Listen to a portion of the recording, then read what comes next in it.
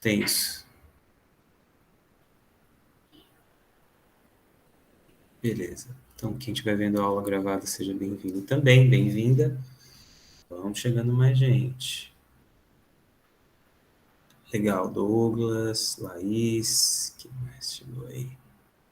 Marlane, sejam bem-vindos. Pessoal, então, a gente ficou semana passada sem se ver, porque no calendário da universidade, calendário acadêmico, ia ter aula. Tá lá no Professor, calendário acadêmico. professor, Oi, a Verô está pedindo para entrar, Verônica. será que ela tá na sala certa? Porque eu acho que tem um pessoal que está entrando pelo link da semana passada, que é o caso que a Pamela, a Thaís e a Andresa.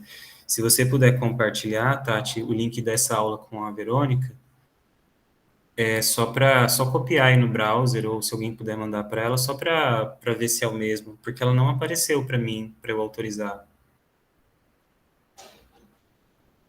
Só para ajudar a colega.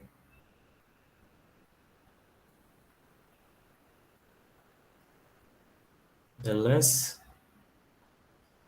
Tá. Então, gente, semana passada era para nós termos a aula, mas não tivemos porque foi, sei lá, interpretado como feriado e tal, e tá tudo certo, assim, ninguém vai reclamar de uma folguinha, né? Mas isso afeta um pouquinho o nosso cronograma, não estava contando com o dia 6. Então, a meta hoje é a gente poder falar um pouco sobre o texto da aula 4, a outra aula que nós íamos poder falar mais sobre psicologia da saúde e tal, tem o texto, né, que é o texto 3, e hoje a gente está com o texto 4, que é da implantação do serviço de psicologia no hospital geral. E a gente vai seguir essa lógica, tá? Então, semana que vem, texto 5, e por aí vai. Os textos estão todos na pasta lá que eu compartilhei com a Verônica, que está entrando agora. Lá na pasta Adriano, Psicologia Hospitalar, os textos das aulas estão todos lá, tá? Então, bem dizer assim, vamos só fazer um breve.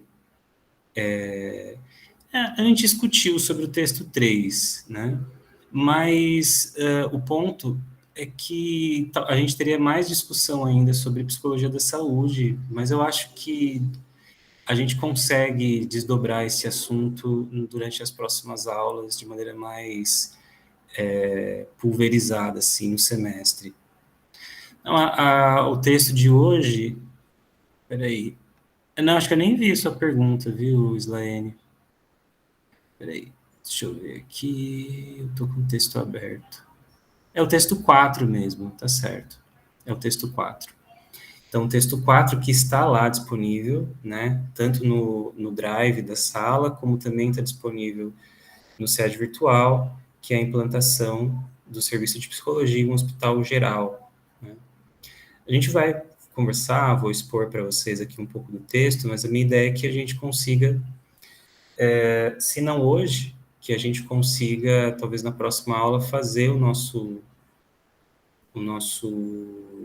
nossa discussão a partir de um estudo de caso que eu já apresentei para vocês, justamente pensando aí os desafios reais que tem no hospital. Hoje eu ouvi um cidadão falar nesses podcasts da vida, e talvez por algoritmo tenha vindo esse vídeo, e a pessoa dizia o seguinte, né? Acho que a pessoa era formada em relações públicas ou relações internacionais, acho que era relações internacionais, era um RI. E a pessoa, ela falou assim, que a faculdade, ela não te ensina a ser um profissional. Lógico que é uma baita de uma opinião polêmica, e a gente vive nessa época de pós-verdade, então cada pessoa pode dizer o que bem pensa, né? Só tem que dar conta do que diz, né? Mas o raciocínio dessa pessoa não está tão equivocado. Ela diz o seguinte, que a universidade, ela te ensina a se relacionar com as pessoas criar uma rede de contato, podendo, por exemplo, ser um trabalho em equipe, o convívio com pessoas diferentes, porque na universidade nós viemos, né, de várias histórias diferentes, de momentos de vidas diferentes, uns saem direto do ensino médio para a universidade, outros já têm outras formações, outros com bastante tempo de experiência em outras coisas na vida, vêm, chegam na universidade, mas que a universidade não te ensina a ser um profissional, porque na vida profissional você tem que lidar com algumas coisas que não surgem na universidade. E o que não é totalmente verdadeiro, porque no nosso caso, porque a gente tem ainda os estágios supervisionados, que ainda não são uma experiência profissional, né? São uma experiência de estágio obrigatório. E por que eu estou falando isso, né? Porque quando eu trago para vocês um estudo de caso, bem baseado na realidade e uma coisa complexa, como a gente já fez em outras disciplinas que eu já ministrei para vocês, azar de vocês, desculpa aí, desculpa qualquer coisa. Eu trago casos que eu atendi e que eu senti que foram complexos. Então, quando eu trago para vocês, é justamente para que, pelo menos, mesmo que a gente não tenha aquela experiência do frio na barriga, de certa insegurança, de se questionar, poxa, será que eu dou conta? A sensação de não estar preparado para tal, o que é muito comum. Pelo menos a gente faz o exercício cognitivo, de se colocar diante de situações, problemas, e poder exercitar esse dialogar coletivo. Isso, eu acho que tem um efeito, na minha perspectiva, positivo. De fato, não é a mesma coisa do que estar lá e vivendo essa situação, porque o estudo de caso ele já vem todo redondo, né? Porque ele já vem com todas as informações, com CPF, né? Modo dizer, com CEP, né? Com localização, latitude, longitude, dando todas as dicas. E quando a gente está diante de uma situação real, a gente, na verdade, não tem aonde se segurar. A diferença é você estar com um cinto de segurança, se sentindo seguro, andando numa velocidade de uma pista que você conhece, com um motorista que você conhece, um facilitador que você conhece, e na vida profissional você vai ter que assumir o volante da tua trajetória, e isso é bem diferente do que ser passageiro. Então, o estudo de caso, ele é uma tentativa de aproximar a realidade no nível da razão, mas o que eu queria convidar vocês a fazerem quando nós fizermos? Que não seja hoje, que seja semana que vem, mas que vocês façam um exercício também afetivo, não só cognitivo. O que eu quero dizer com exercício cognitivo? De procurar resolver a coisa do ponto de vista teórico, da razão, da explicação, da justificativa, da avaliação, da análise. Mas, para nós que somos psicólogos, me parece muito importante a gente trabalhar também no nível afetivo. O que eu sinto quando eu leio um caso desse? Qual que é a sensação que eu tenho? É de estranhamento? É que esse negócio é mentira? Esse negócio, isso que eu estou lendo aqui, me dá medo? Ou me dá uma sensação sim, de entrar para o jogo, sabe? Nossa, um caso desse, eu queria estar lá, sendo eu que estou atendendo. O que que ocorre para vocês quando vocês leem determinadas histórias? Vontade de sair correndo ou vontade de correr para cima? Ou como alguém já me disse, né? Ou sente nada. Não sinto nada. Quando não sente nada, ou não se percebe sentindo nada, eu acho que aí é o ponto que eu me preocupo muito como professor. E eu já explico para vocês o porquê. Mas eu gostaria que vocês fizessem realmente esse exercício, e pelo que o Douglas falou, é uma coisa que vocês parece que já têm feito. Sim, Isso é super importante. É claro que tem uma questão técnica, né? Seja em qualquer abordagem mais psicodinâmica, isso tem o valor de entender aspectos contratransferenciais, né? Transferenciais, contratransferenciais, aspectos, então, do nosso inconsciente, do qual o analista deve ser o responsável, não só no seu trabalho pessoal, mas também no seu fazer psicanalítico, mesmo sendo um psicólogo de abordagem psicanalítica. Mas isso tem a ver com qualquer abordagem, né? Seja ela comportamental, TCC, fenomenológica. Afetivamente, eu preciso ser responsável por aquilo que eu acesso. Se eu me assombro com um caso, sou eu que me assombro com esse caso, é eu que sinto isso, eu estou sentindo aquilo. Vou contar um caso rapidinho para vocês, porque eu acho que isso é super importante para a gente pensar a lógica hospitalar. Para quem já teve experiência no hospital, como outras profissões, talvez faça mais sentido, mas eu sei que para vocês, com certeza fará, se vocês se permitirem, porque de todos nós, certamente a gente já teve alguém conhecido, alguém querido que foi internado no hospital. Seja um pai, uma mãe, um avô, uma avó, um tio, um amigo, e isso pode desdobrar na gente alguns afetos, ou também, de novo, a gente não sente nada, não se percebe sentindo nada. Tinha uma estagiária, já se formou, já é veterana de vocês, na Unib mesmo. E aí, ela estava atendendo um paciente em dupla, e eu sou do tipo que pergunto mesmo. Eu falo assim, a pessoa quer contar, descrever o que aconteceu, tudo bonitinho. Chegamos, tal horário, aí nós falamos bom dia, aí depois nós entramos, aí sentou na cadeira, aí ele mexeu a cadeira um pouquinho para o lado, aí a gente fez, aí ele respirou, e não sei o quê. Então vai contando detalhe por detalhe, você vai vendo, assim, já foi o tempo delas já. E não chegou nem no começo do atendimento, mas tá tudo certo. É assim mesmo, a gente vai aprendendo. E aí, porque a gente precisa ter um poder de síntese quando a gente está falando de um caso. Vocês devem estar experimentando isso lá em psicodiagnóstico com o professor Gustavo. Eu acho que ele, conhecendo ele é do tipo que coloca lá o cronômetro e vocês têm que falar no tempo que ele deu para vocês. Mas eu pergunto para a pessoa, e eu perguntei. Falei assim, eu sempre pergunto, é de praxe. Mas e você, fulana? O que você sentiu durante o atendimento? Ela, oi? Fulana, como que você se sentiu durante o atendimento? Qual foi a sensação que você teve? Oxe, não senti nada. Não sentiu nada? Não senti nada. Tava lá fazendo, né, o atendimento, como se fosse o meu trabalho. Não senti nada. Então, nada. Nada.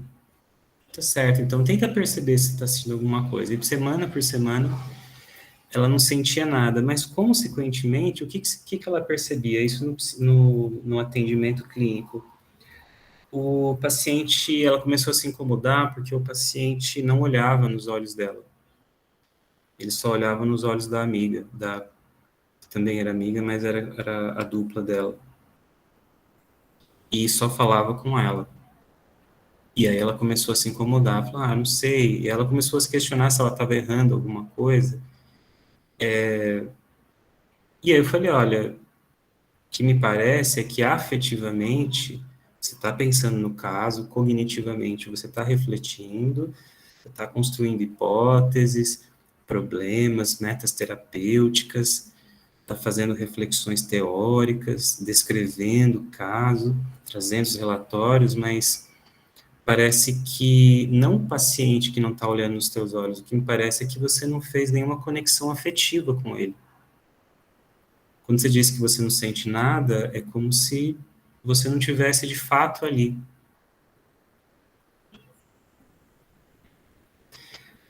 Isso foi meio chocante para ela, mas são coisas que a gente precisa dizer, né? É melhor dizer eu do que a vida, coisa meio paternal, né?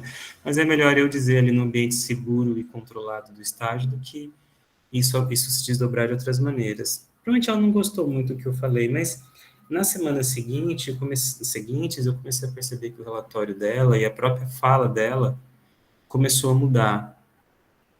Porque quando ela começou a se perceber o que ela sentia, ela começou também a perceber, sem pensar em aspectos teóricos de transferência ou de afetividade, ela começou a se perceber e se perceber na relação com o paciente. Ah, ele falou tal coisa, eu não gostei, aí eu segurei, aí eu não falei nada, mas depois eu fiz uma intervenção assim, ela começou a colocar isso na equação. A diferença é que, para existir atendimento, seja ele qual for, inclusive no ambiente hospitalar, você precisa criar vínculo. E não existe vínculo que seja só pelo nível cognitivo. O vínculo só acontece no nível afetivo. Isso que eu queria passar para vocês. Por isso, quando a gente fizer um estudo de caso, por mais que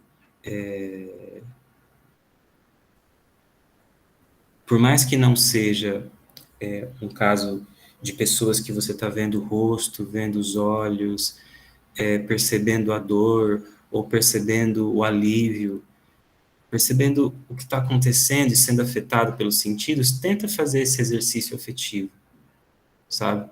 Para perceber aonde te toca, como toca, se aquilo é sensível, porque se a gente for fazer qualquer coisa só no nível cognitivo, de certa forma, vocês vão aprender teoricamente, mas quando chegar na prática, a prática vai exigir de vocês conexão afetiva, e aí vocês não vão estar preparados para esse tipo de conexão que é exigida, porque a gente precisa ter muito tônus afetivo, principalmente quando a gente fala de atendimentos em situações como geralmente acontece no hospital.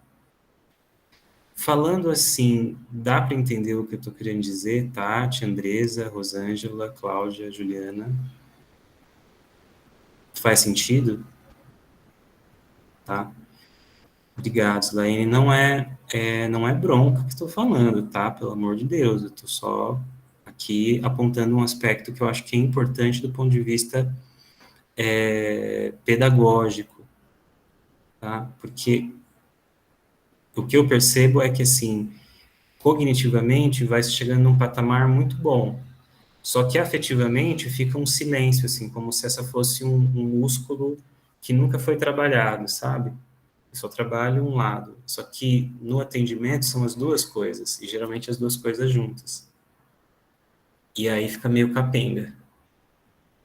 Entende? Então, para vocês aproveitarem toda a experiência com mais intensidade e mais próxima da vida profissional, é importante que vocês sempre coloquem na balança o aspecto afetivo. Eu sei que vocês, dessa turma em geral, vocês fazem isso, mas que seja.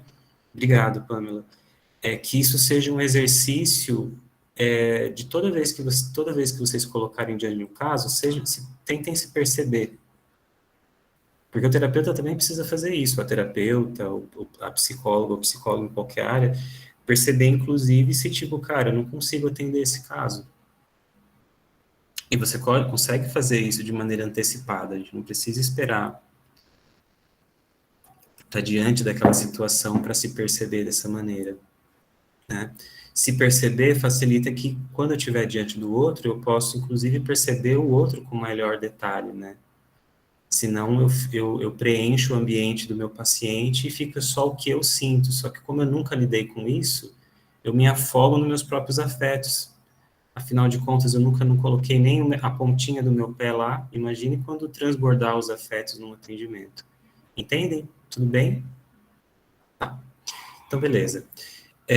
Indo para pro nosso texto aqui, é bem provável que nem todo mundo tenha lido, né? Ele não estava lá postado na aula, mas eu espero que todos vocês tenham acesso ao Drive. Então, o texto já estava lá. Eu tinha falado na aula passada que a gente ia para a implantação do hospital, do serviço de psicologia no Hospital Geral.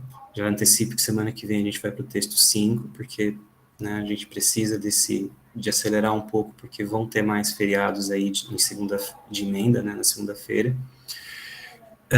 E aí eu queria perguntar para vocês, quem leu o texto, quais as compreensões que tirou, quais foram as perspectivas, ninguém leu o texto, a gente parte do zero, mas se alguém leu, a gente parte da onde veio as ideias aí.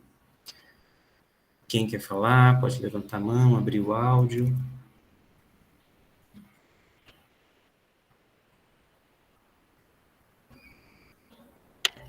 Oi, Pro. Oi. Boa noite, pessoal. Boa noite. O texto ele é um roteiro, né, professor? Então ele traz ali para a gente vamos dizer assim, uma estrutura, né, de como teoricamente você está montando esse trabalho dentro de um hospital. E ele justifica isso, pelo que eu entendi ali, pelo fato de que o psicólogo hospitalar ele está limitado a seguir assim condições do seu contratante.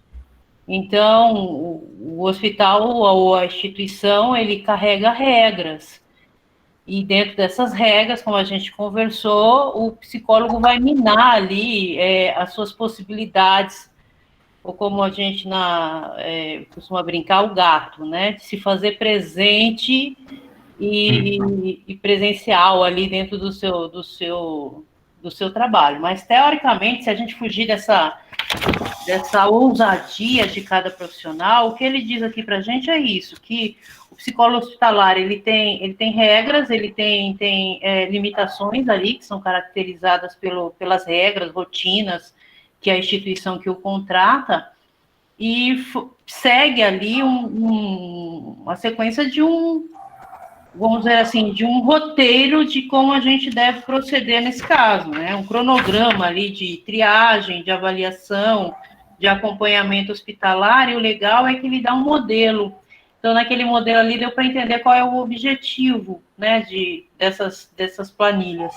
Uhum. Eu achei interessante nesse aspecto, mas estou aqui repensando, porque como o senhor falou, usar muito esse racional aí, de repente, de uma forma dar uma segurança para a gente, mas de repente foge ali alguns detalhes desse sentir ali. Eu estou com uma planilha na mão eu estou só clicando, né? Estou só papum, e eu acho que vai muito de encontro também no nosso texto da aula do Gustavo, o último texto que mostra para a gente exatamente dessa questão do psicodiagnóstico intervencivo e tradicional, né? O tradicional traz também para a gente de certa forma, essa conformidade de ter resultados. Eu tenho um resultado lá, é isso, pai, e vai.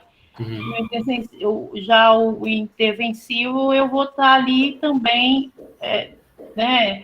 Interventivo, obrigado, professor. Eu estou ali interpretando, eu estou vendo o comportamento, eu estou somando vários outros fatores, inclusive esse que o senhor nos lembrou, né, de estar presente, de estar ali, vendo todo desse sentir, para que a gente faça uma boa atuação profissional. Então, pelo que o senhor falou, o texto que nós tivemos anteriormente com o Gustavo, e esse texto que eu li, foi isso que eu entendi. Aqui traz uma técnica, você vai na técnica.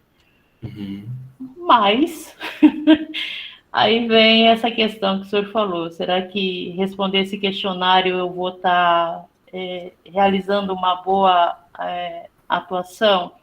Porque pelo outro texto, que eu acho que era o texto 3, ele diz isso, né, que na atuação hospitalar é muito ali daquele momento, né? É intervenção pelo momento que a gente está vivendo. Então, somando tudo isso, fica essa questão. Tem um roteiro, tem uma forma de trabalhar, mas não sei se bem isso vai ser o que vai definir você como um profissional hospitalar. Eu entendo que você está, assim, se eu puder tentar procurar dar a minha síntese para o que você está dizendo, né? Não esgotando o que você falou, Cláudia, mas talvez tentando amarrar um pouco, é que quando o texto propõe a implantação do serviço de psicologia no hospital geral, ou seja, um hospital que pode, em tese, atender qualquer caso, né? Mas é claro que mesmo aqueles modelos que as autoras colocam, ele precisa ser repensado para todo hospital, porque, assim, cada instituição tem as suas características. Então, tem hospital que talvez não tenha aqui, pensando no texto aqui, cadê o texto? Estava aberto aqui. Aqui, ó.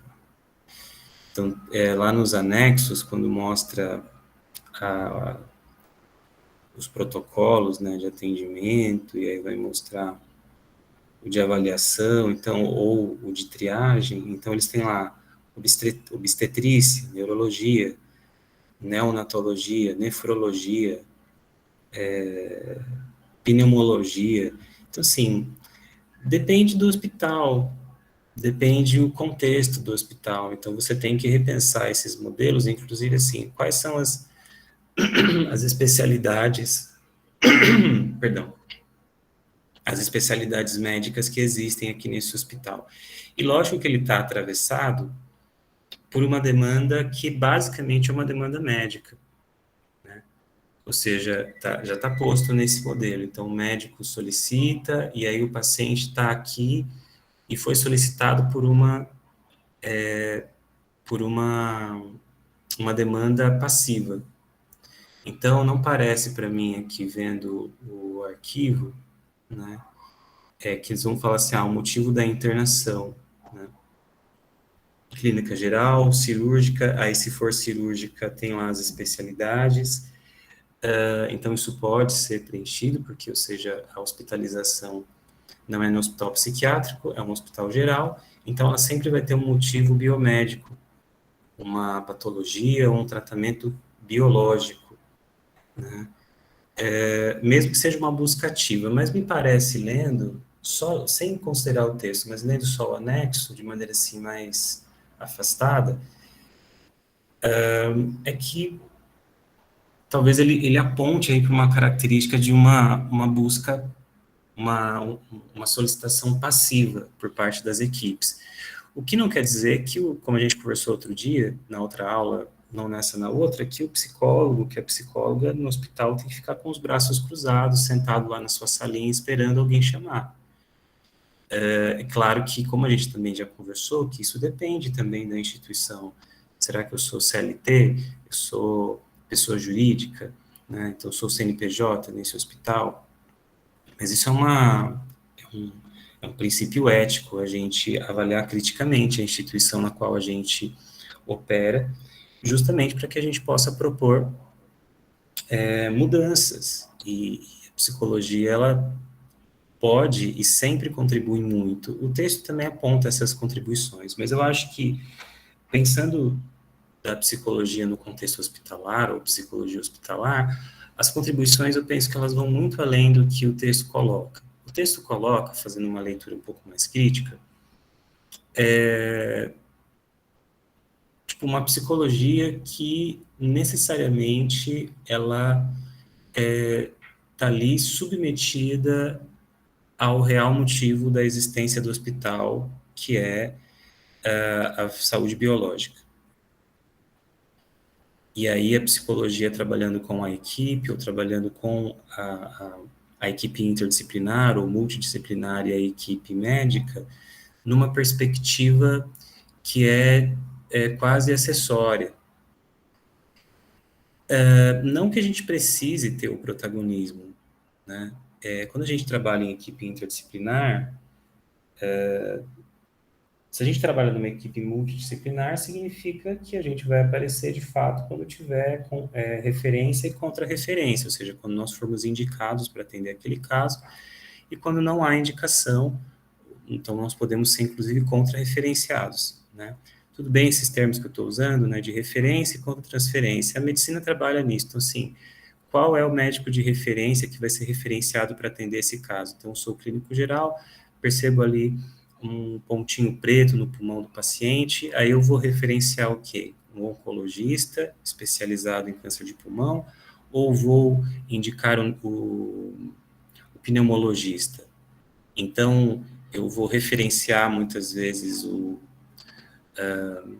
oncologista geral e vou, nesse momento, contra-referenciar o pneumologista, entende? Então, a gente também pode entrar nessa ótica, só que nós da psicologia não trabalhamos com essa ótica da referência e da contra-transferência. Bem dizer, nem na saúde pública, os documentos, as políticas, as cartilhas, nada indica que a saúde pública trabalha com referência e contra-referência, exceto na ótica hospitalar. Então, isso existe na ótica hospitalar.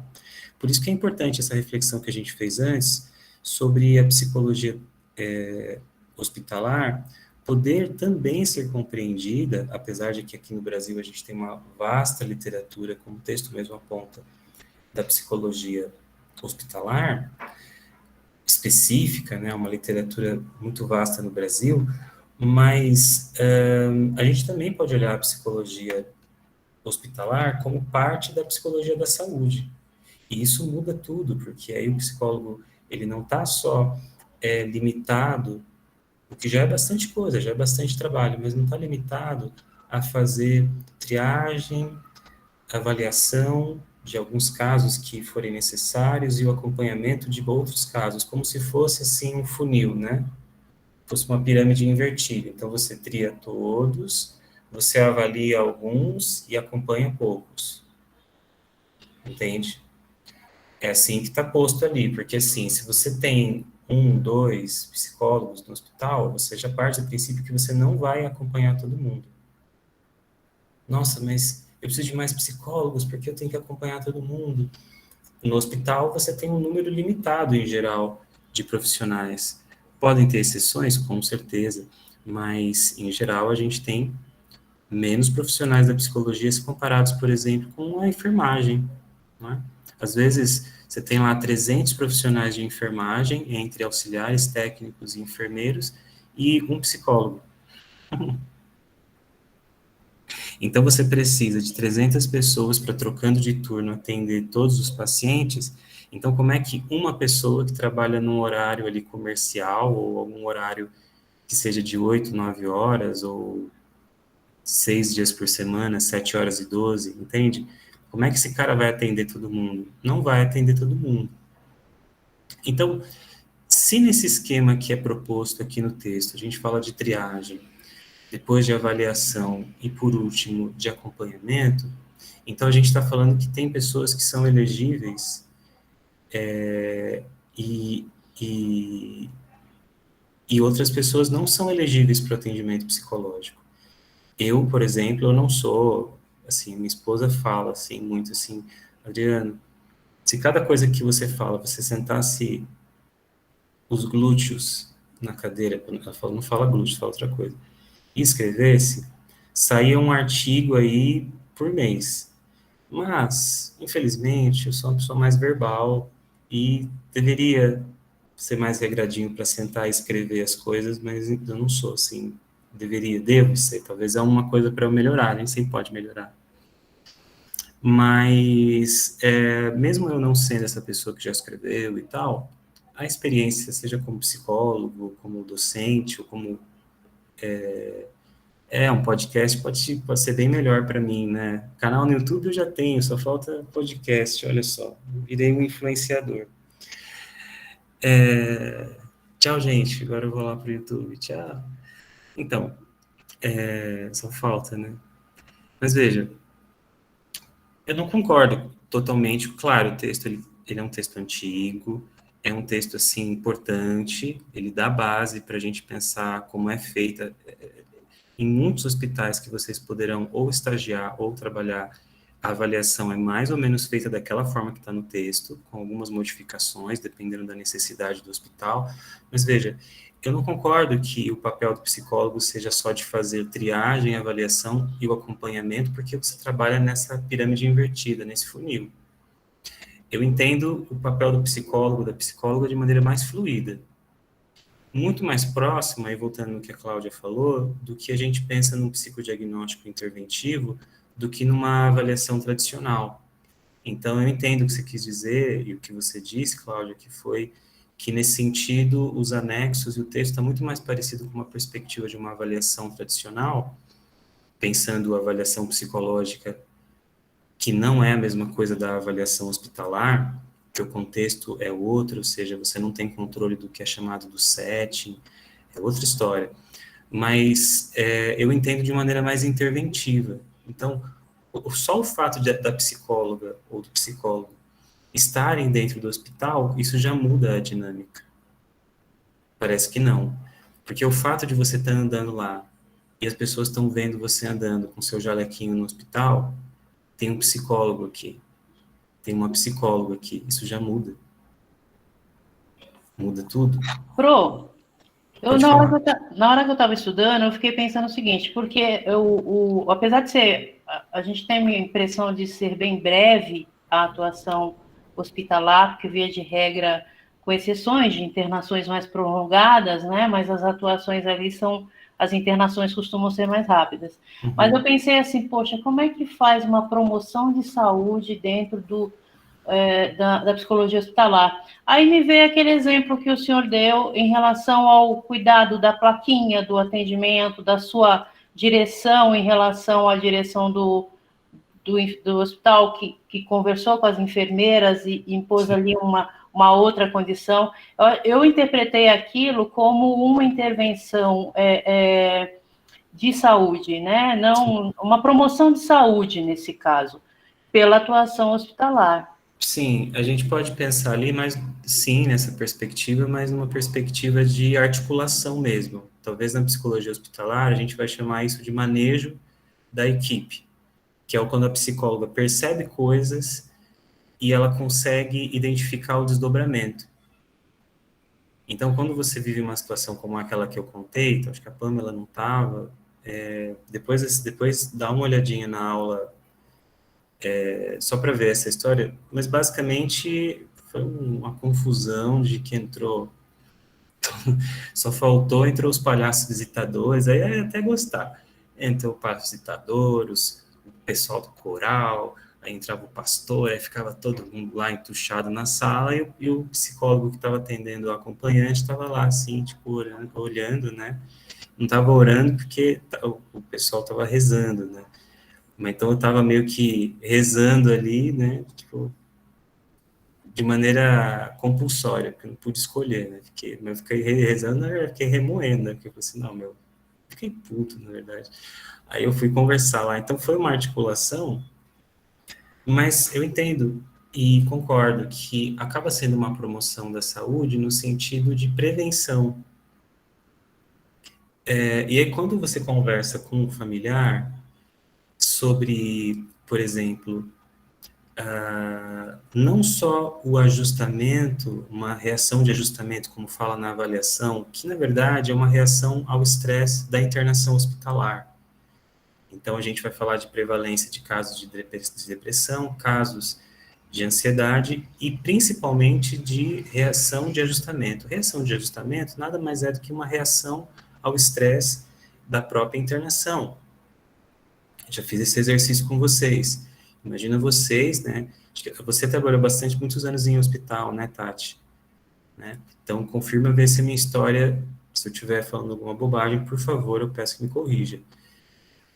E se eu estiver falando alguma bobagem, me corrija com muito carinho, mas, assim como eu faço com vocês. Mas aí você chega lá no hospital, você é internado, se é um hospital de portas fechadas ou pelo pronto-socorro, de alguma forma você dá entrada no hospital, tem lá as intervenções que precisa, digamos que em algum momento você vai para enfermaria ou para um apartamento. Né? Depende se é o sistema público de saúde, se é um convênio, mas o sistema público de saúde também atende hospitais muito bons, né? Enfim, você vai parar lá na enfermaria no quarto.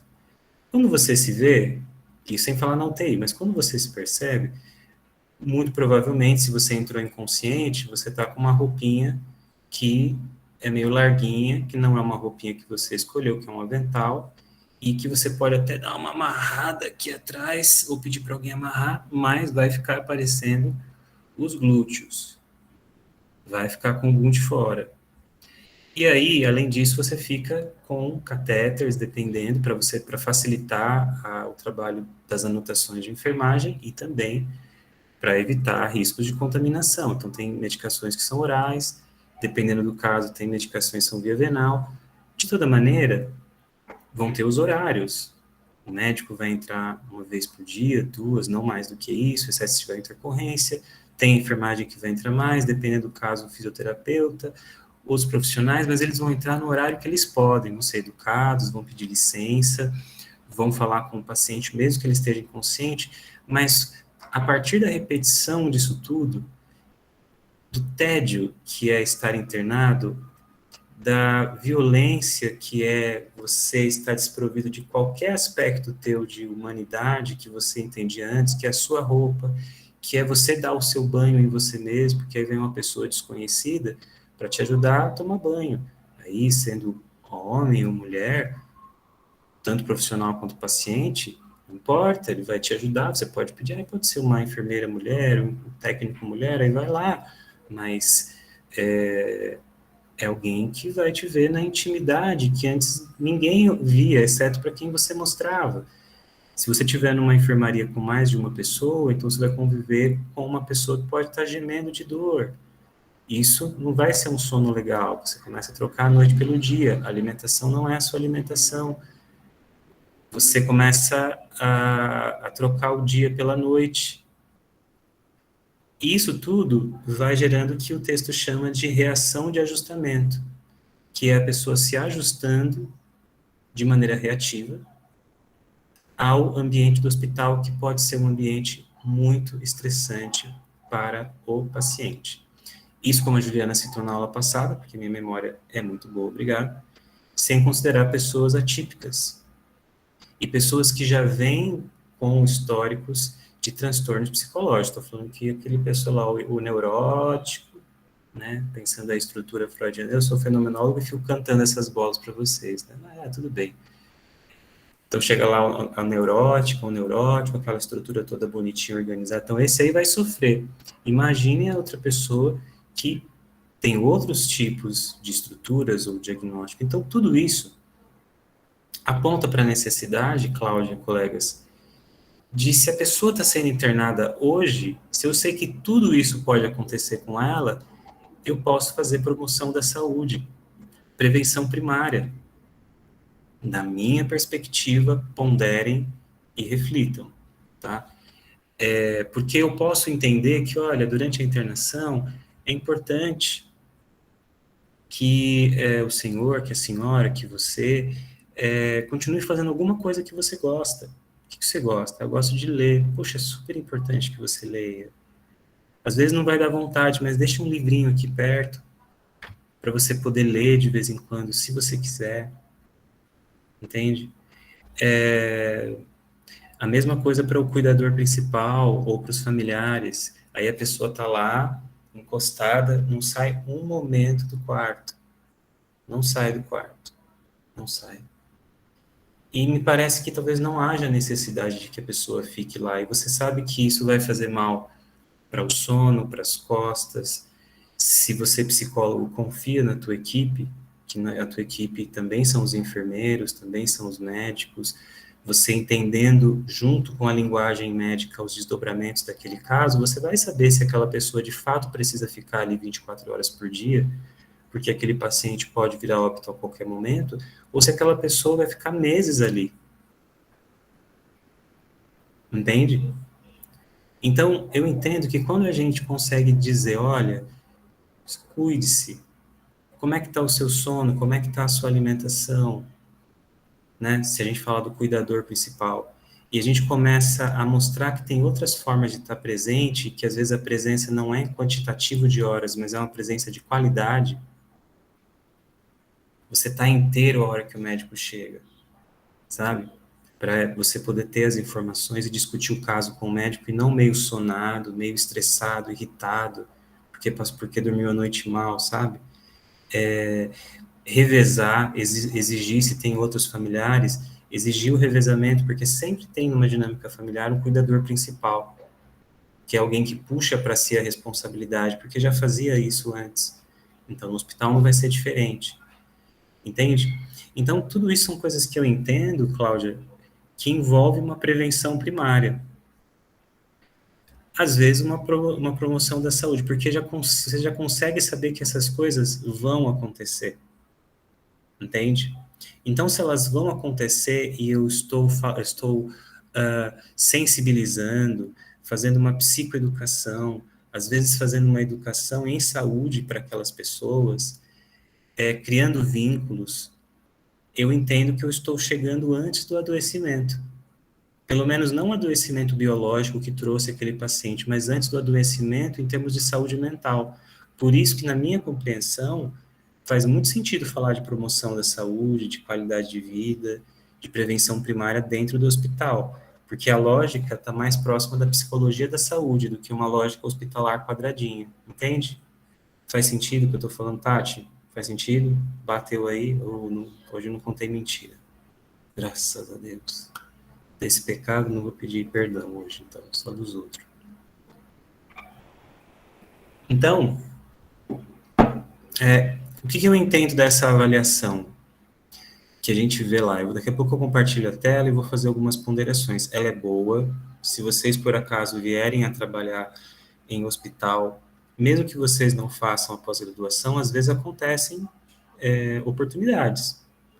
Vocês trabalharem em hospital, mesmo que vocês não trabalhem. Por exemplo, eu tenho colegas que trabalham na saúde pública via alguma OSC e que durante a pandemia foram convocados a trabalhar no hospital. Então, eles trabalham na UBS, mas agora estão trabalhando no hospital, porque foi necessário, pela demanda. Conheço pessoas que também, devido à demanda, não eram da área hospitalar e migraram para a área hospitalar e que estão fazendo pós-graduação agora, mas já estão trabalhando no hospital. Então, guardem com carinho esses artigos e tal, porque às vezes é um norte, sim, para vocês começarem, caso vocês entrem num lugar onde não existe um serviço de psicologia já implantado. Se existe, o legal é que vocês sigam o padrão. Por que é importante a gente olhar para isso com os olhos assim críticos, mas também sem,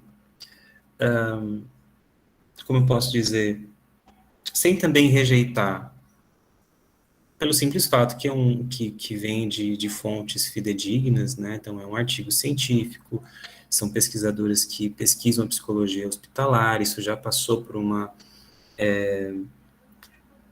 implementação. Muitos hospitais onde eu trabalhei usavam esse tipo de avaliação, mas vamos pensar o seguinte: quando a gente faz uma triagem, uma avaliação, ou mesmo acompanhamento do nosso paciente, diferente do que acontece na psicologia clínica, onde só nós ou outros profissionais da psicologia vão ter acesso ao relatório, e o relatório vai ficar fechado numa pasta com senha, uma pasta digital, ou num armário com cadeado. O ponto é que, em geral, os hospitais trabalham com prontuários eletrônicos e que são impressos para facilitar a vida do paciente e também a vida da família e principalmente da equipe multidisciplinar ou interdisciplinar.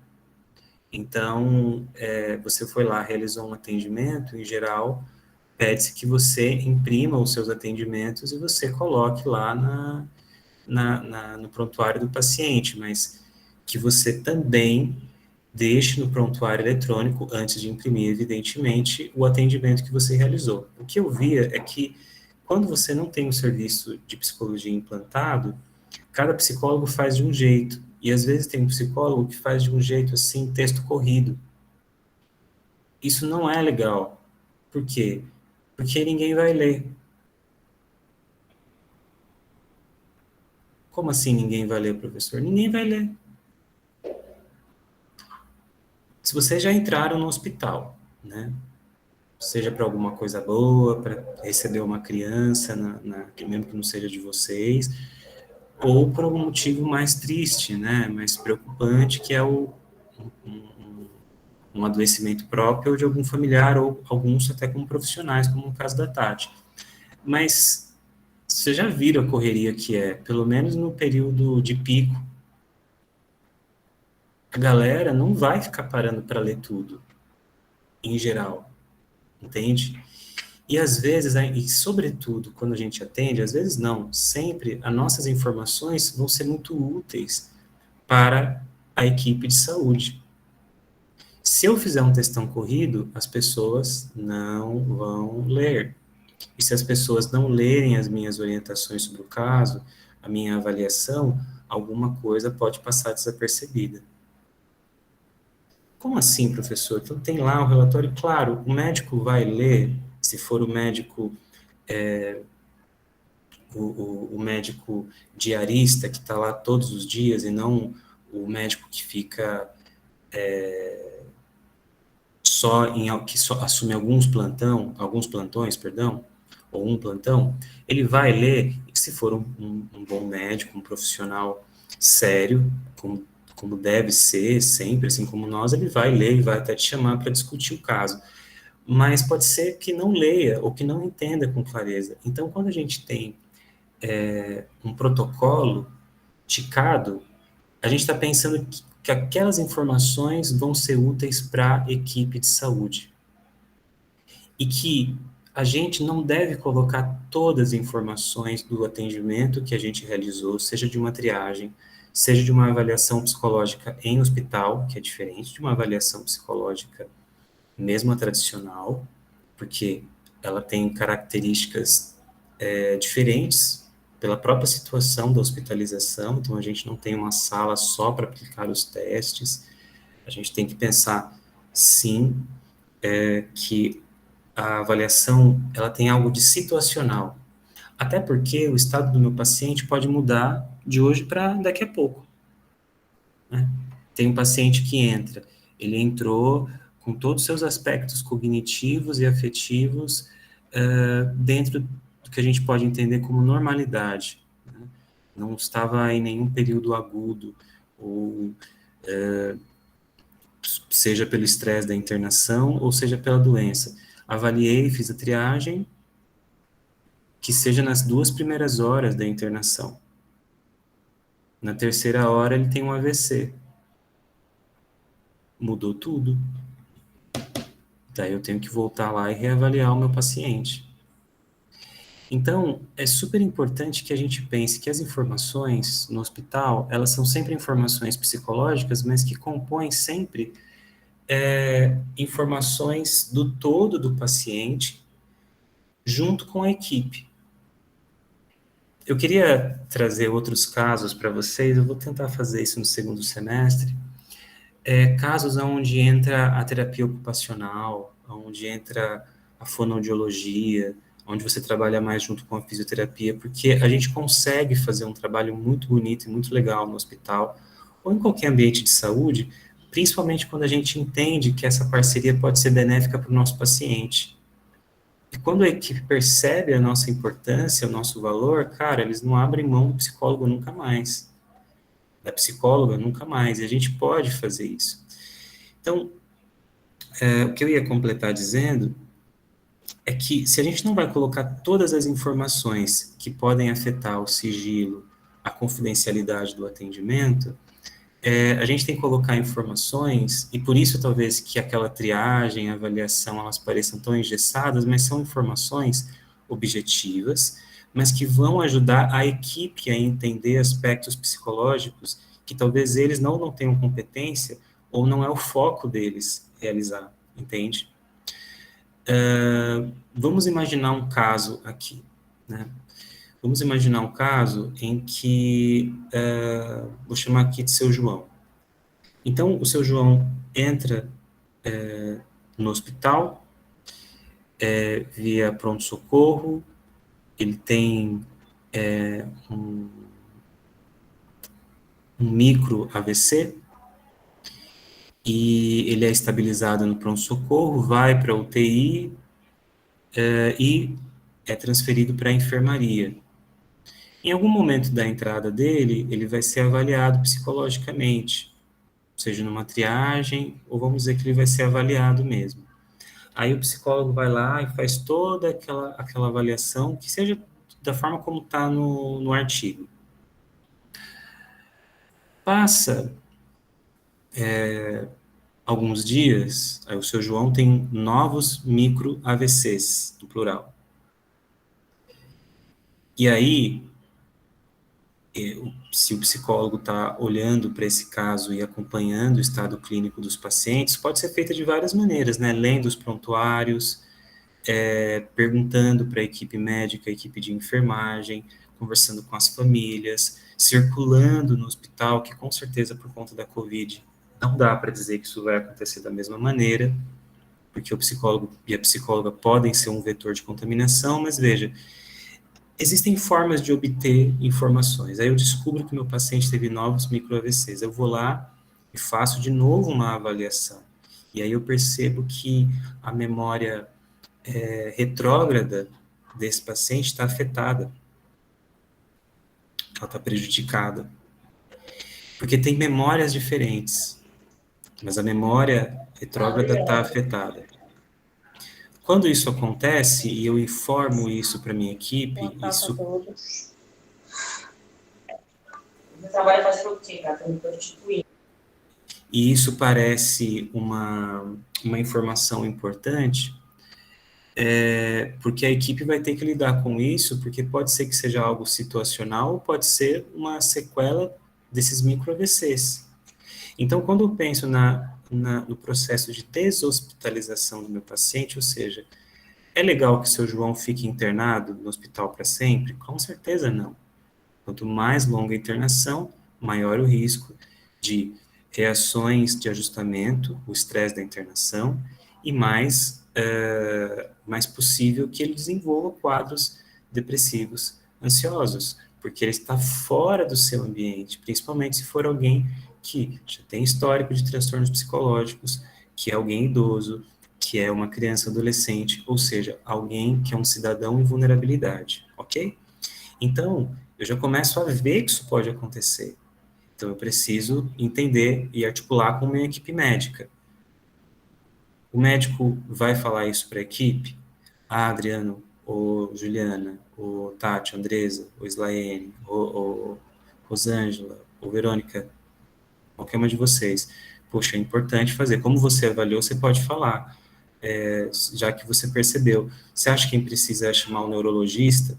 Se o médico ou a médica for legal, pode ser que ele pergunte isso para você, porque ele pensa na lógica da referência ou da contra-referência. Ou pode ser que ele fale, não, eu vou lá observar, e se eu achar necessário, a gente pode chamar um neurologista para ver, ou ele pode até falar, não, ele já tem uma tomografia agendada para a gente ver como é que está o estado disso, então é legal saber que quando pegar a imagem da toma, eu já vou dar uma olhada na região do cérebro que é da memória, entende?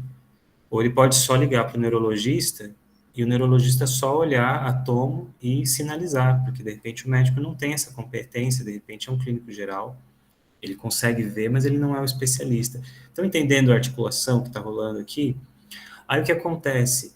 O seu João, depois dessa história, a família informada, a internação vai ficando longa, e aí ele tem um AVC isquêmico, ou seja, um AVC que é bem importante, mas não é hemorrágico, não teve sangramento. Aí foi um AVC, mas foi maior. E aí o psicólogo volta lá e ele entende que outras áreas cognitivas foram afetadas. Não só a memória retrógrada, mas também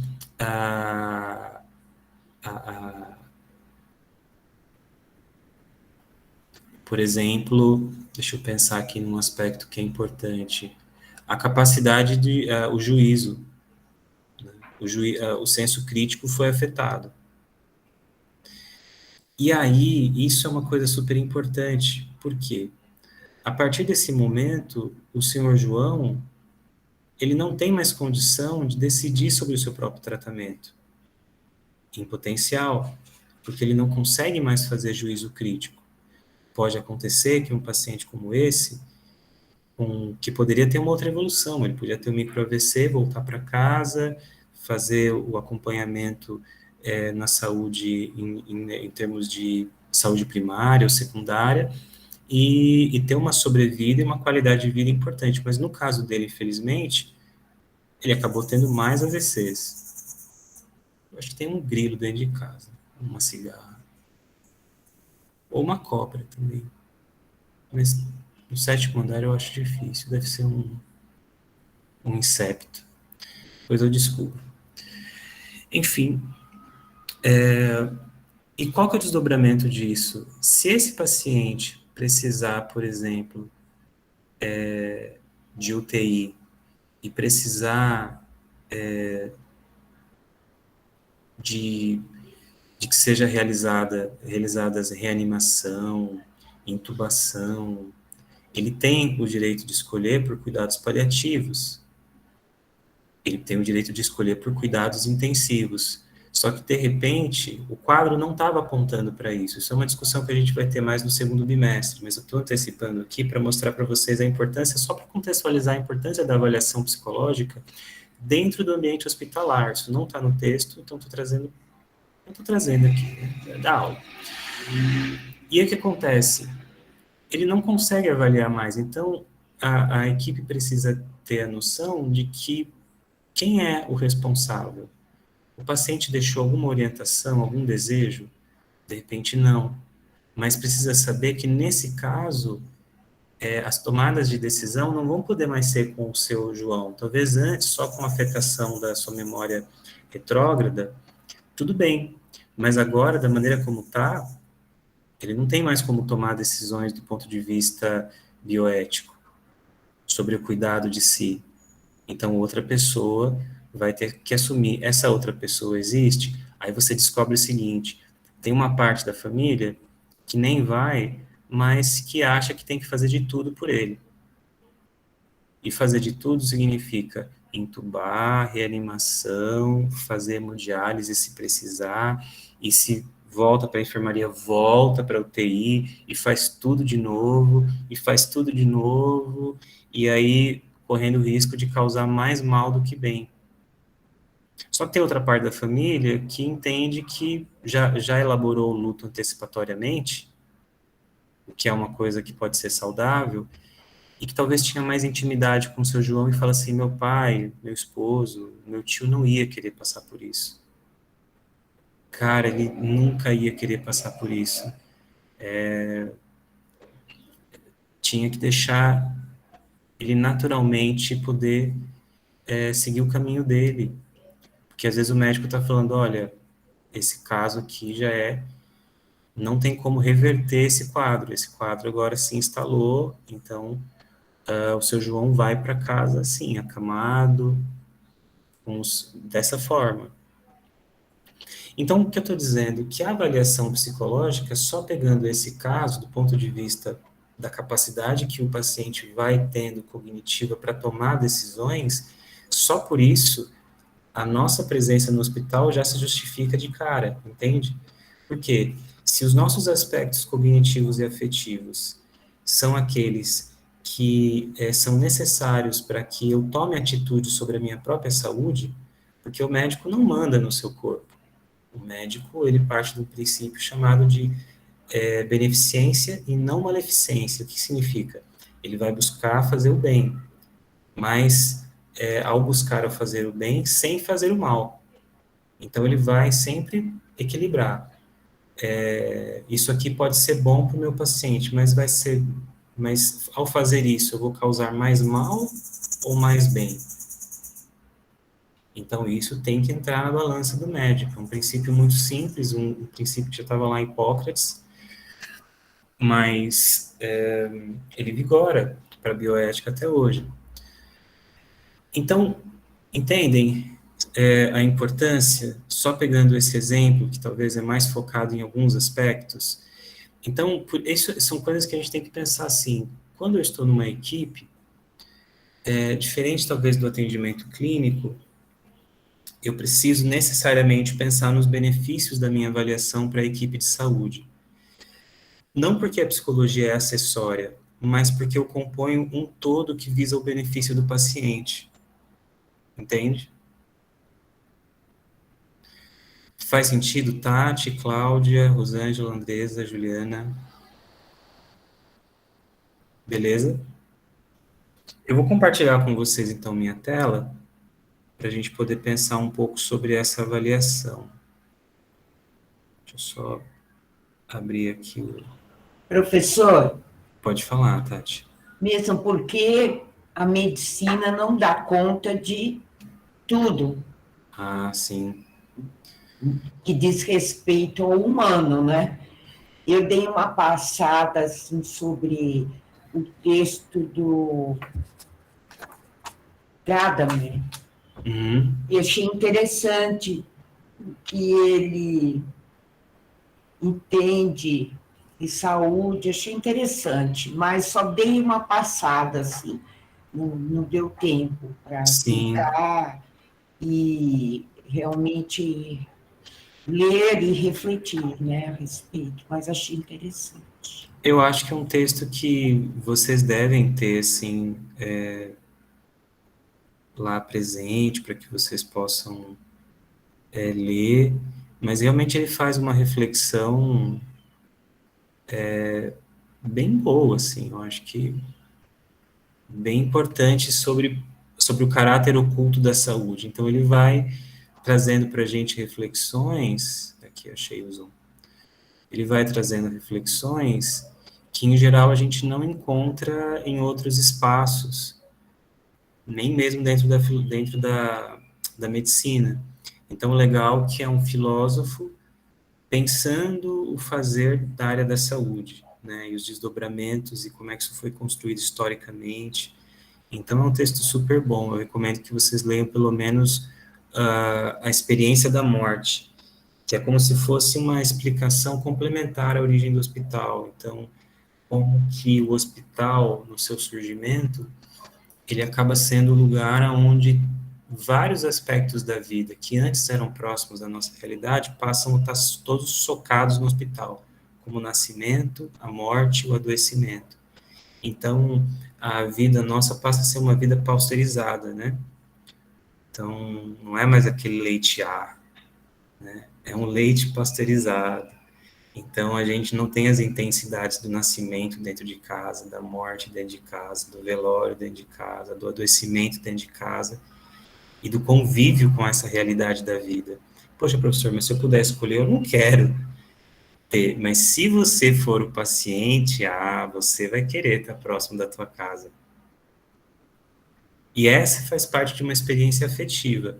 Eu, por exemplo, graças a Deus até hoje, nunca fui internado, mas felizmente vários pacientes ou parentes meus já foram internados. E fui psicólogo hospitalar durante muito tempo. Então, a experiência que eu percebo é que existe um antes e um depois da internação hospitalar, principalmente quando a gente fala de uma internação hospitalar que coloca em xeque a potência que você tem diante dos reveses da vida.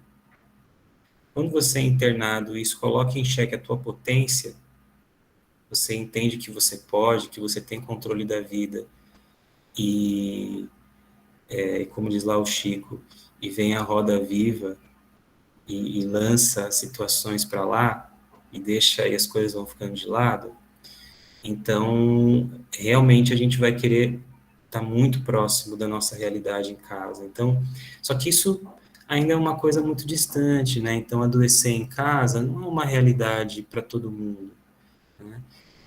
Existe um projeto de deshospitalização da saúde pública, que eu acho que ele opera até hoje, que ele deve ter começado em 2012, 2013, que chamava Melhor em Casa. O nome é meio assim, tipo, Melhor em Casa, porque, na verdade, é um pensamento, de novo, de atenção primária, que se é para a pessoa ficar hospitalizada, se essa pessoa precisa de cuidados médicos, que ela fique em casa, porque no hospital, entre vários riscos psicológicos, cognitivos, afetivos, também existem riscos biológicos. Tá aí a Covid que não deixa, nesse caso, eu mentir, mas existem outros riscos biológicos.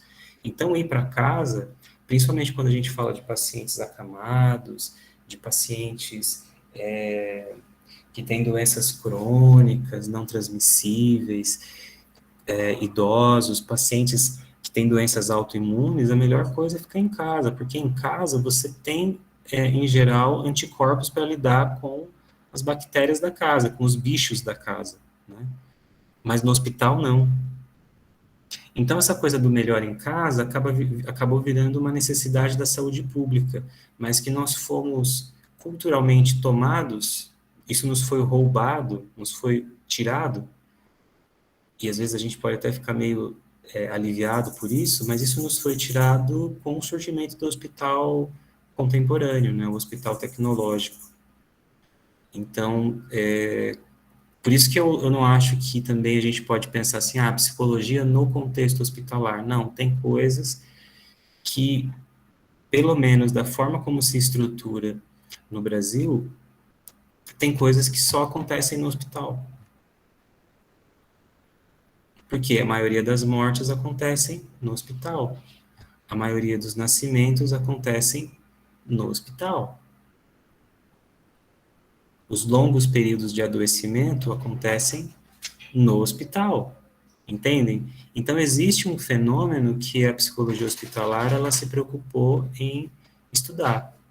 Então, é por isso que é legal a gente saber tanto do lado da psicologia da saúde, da psicologia em saúde mental, mas que é super importante também que a gente entenda que existe uma especificidade da psicologia hospitalar, e a gente não pode deixar de dar o crédito, né, porque é importante.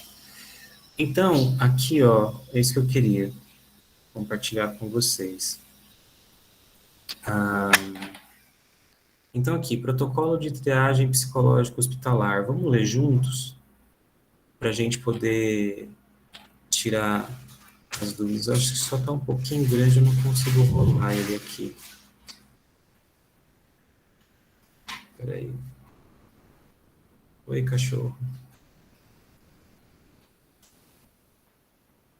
Deixa eu diminuir um pouquinho. Deixa eu ver se assim vocês conseguem ver. Conseguem, né? Então, vamos ver o que tem aqui nesse projeto, né? Então, tem a data, claro, vamos entender que esse texto, ele é um texto de 2000 e Guaraná com rolha, cadê?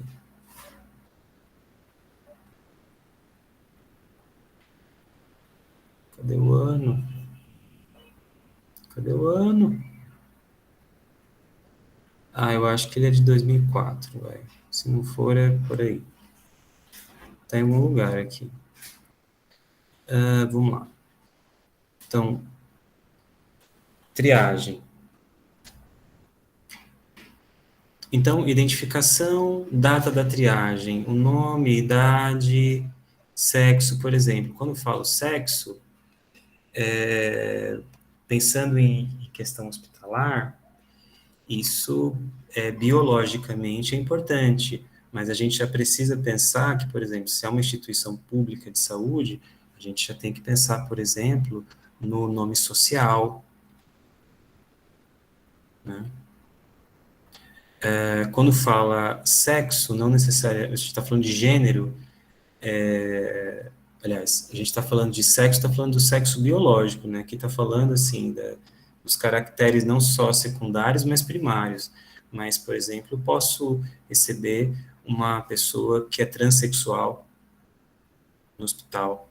Então, geralmente, as equipes de saúde talvez não vão pensar, se parecer lá, Jorge Pereira. Mas o Jorge Pereira tem o nome social de Maria da Luz, porque é uma mulher trans, o Jorge. Imagina psicologicamente a violência de estar lá, a Maria da Luz, recebendo todo dia lá, falar, opa, seu Jorge, e aí, seu Jorge, como é que o senhor tá? Grande Jorge, salve Jorge. Entendam, vocês conseguem afetivamente entender que existe um nível de violência nisso? Então, a psicóloga já pode nesse momento ajudar a equipe. Então, aqui não está sendo considerado, mas é super importante entender que existe a dimensão da identidade daquele gênero, né? E a gente precisa entender também essa subjetividade, que não aparece aqui. Procedência para entender a origem, porque o que acontece? Quando você recebe um paciente, se ele vem do PS, ou se ele vem transferido de um outro hospital, às vezes vem de um outro hospital que parte da história é importante. E saber a procedência é o lugar onde você vai entrar em contato com a família ou com aquela equipe para entender alguma informação que faltou. Às vezes acontece assim, tipo, chega lá a ambulância, o pessoal os paramédicos, assim, e aí você vai tentar descobrir de que hospital que ele veio. Então, você descobre e você coloca a procedência, veio do hospital X. E, às vezes, no hospital onde você está, aquele paciente nunca recebeu uma visita. Nunca recebeu. Várias complicações aí. Então, uma questão que você pode, às vezes, solicitar o ouvidor, o assistente social do hospital, pessoal do serviço social, ou se você tiver alguma questão psicológica, você mesmo pode fazer o contato com o hospital para tentar obter informações. Precisa entender, de novo, aí é o que o texto fala, as limitações que você tem. Porque às vezes o seu hospital não tem um assistente social, tem um ouvidor. Se você pedir para o ouvidor, ele vai fazer? Você tem autonomia para você mesmo realizar? Você tem que identificar essas coisas. Existe um outro tipo de caminho naquele hospital que quem entra em contato é o pessoal da recepção, então você vai ter que entrar em contato com o pessoal da recepção do hospital e falar, olha, preciso entrar em contato com esse hospital aqui para saber quem foi que internou o paciente lá. Porque a gente precisa do contato dessa pessoa. Para quê? Porque o paciente precisa, ele tem, por exemplo, se for um paciente, de novo, em situação de vulnerabilidade, principalmente o idoso, ele tem direito a ter um acompanhante. E aí esse idoso como é que faz quando tiver alta? Se for uma pessoa acamada, se for uma pessoa com transtornos psicológicos, né? Transtornos de humor, então precisa de suporte, é uma pessoa em vulnerabilidade. Então é importante a gente saber a procedência. O estado civil, profissão, acho que isso aqui é importante, mas não é o ponto essencial. Acho que o estado civil, mais importante do que a profissão, talvez aqui o estado civil, porque aí você sabe se existe um cônjuge ou uma cônjuge. Porque vocês sabem que em termos de bioética, quem que responde? Então, se tem alguém entre nós aqui que é casado ou é casado, então saiba, quem responde por você na ausência de você ter condições de fazer por você alguma coisa é a sua cônjuge, é o seu cônjuge. Portanto, se você quiser, diante de um adoecimento, lutar pela vida, do ponto de vista de uma medicina intensivista, né, de receber reanimação, intubação, é importante que seu cônjuge saiba, porque seu cônjuge vai falar assim, ai, a Cláudia não ia querer viver assim, vamos deixar ela descansar. E a Cláudia falou assim, não, não, não, não, não. Então, Cláudia, já vai avisando Já aí. me livrei dessa situação. Então, o máximo que vai decidir isso é minha filha, e ela sabe muito bem que não. Se for escolher entre uma cama camada ali sem ver, sem falar, sem nada, pelo amor de Deus. A opção interrompe isso. Exatamente. E aí você tem a opção hoje do testamento vital, né? Então você pode deixar em cartório lá a sua cartinha, já tem modelos que você acha na internet, tem pessoas e instituições, ONGs que você pode consultar e definir isso. Então, por que eu estou falando isso? Porque às vezes o cônjuge, porque assim, se não tendo cônjuge, você vai ter a ascendência ou a descendência. Então, se os seus pais são muito idosos, então não vai ser a sua ascendência. Então, os responsáveis vão ser os seus filhos. É isso aí. Ou o mais direto. Então, se não tem filhos, tem algum sobrinho, tem algum tutor, sabe? Alguém que exerce a tutela legal, você deu a procuração para alguém, então isso parece que não, mas é uma coisa importante. Seguindo aqui, a religião, de novo, parece que não, mas é super importante. E é importante por quê? Porque, veja, imagina você o seguinte, você é o psicólogo da UTI. Eu já passei por isso algumas vezes já, infelizmente. Infelizmente porque nunca é uma situação muito boa. Você tem lá uma pessoa internada na UTI e ela, devido à internação de UTI, começa a forçar demais o rim, porque tem medicamentos típicos de UTI, como drogas vasoativas, que vão forçar bastante as extremidades do corpo. E aí o rinzinho vai começando a pedir arrego. E aí, nesse caso, precisa, às vezes, fazer hemodiálise. Em alguns casos, dependendo do cenário, se é um paciente que tem uma, uma doença no sangue, né, uma dificuldade de desenvolver ali os glóbulos vermelhos ou brancos, precisa de uma transfusão. E aí a pessoa é testemunha de Jeová. Aí vocês sabem que, do ponto de vista religioso, não tem acordo. Em geral, a pessoa não aceita que mexa no sangue dela, porque existe uma crença que, claro, é uma fé, é um aspecto religioso, que aquela pessoa não pode mexer com o sangue dela, porque o sangue é vida. Então, ela não pode doar, ela não pode receber, não mexe com o sangue. Então, eu já vi, assim, e por isso que eu falei, infelizmente, assim, discussões homéricas entre o médico e a família. Mas quando há, por exemplo, da parte do paciente, o desejo de viver, mas ele está em dilema com a sua questão religiosa, isso pode gerar muito sofrimento para o paciente. Ele ficar nesse dilema, assim, de tipo, ou eu sobrevivo e convivo com a culpa, ou eu morro, mas eu quero viver porque eu quero ver, sei lá, meus filhos, meus netos, entende?